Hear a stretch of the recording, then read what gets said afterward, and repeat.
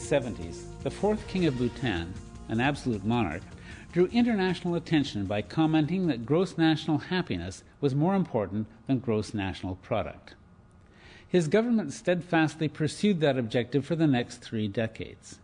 The king eventually concluded that the pursuit of gross national happiness required a transition to democracy, and in 2008, the Honorable Jigme Y Thinley took office as the first democratically elected Prime Minister of Bhutan.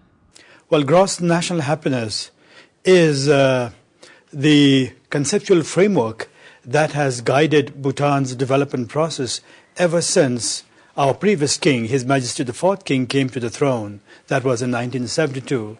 It is based on the belief that the aspiration and the main desire of every human individual is to pursue happiness and find happiness.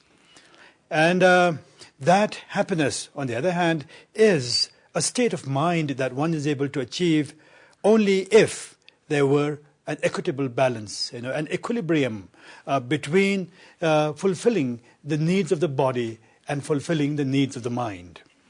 And on the other hand, what we have seen and what we see globally is a macroeconomic model that has promoted purely economic growth at the cost of spiritual and emotional well-being. Now here in Bhutan, under this philosophy of gross national happiness, we have, the government has assumed the responsibility of creating enabling conditions for individual citizens to pursue happiness. And this is being undertaken, or has been undertaken all these years, through what we commonly refer to as the 4 pillars of G&H. These are, number 1, sustainable and equitable socio-economic development. 2, conservation of our very fragile Himalayan ecology.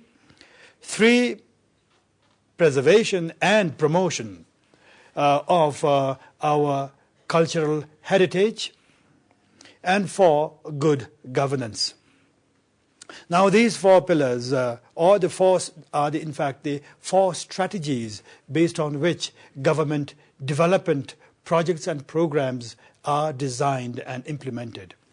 More recently, these 4 pillars have been further broken down into 9 domains, and these 9 domains into some 72 variables, all of which can be measured, quantified.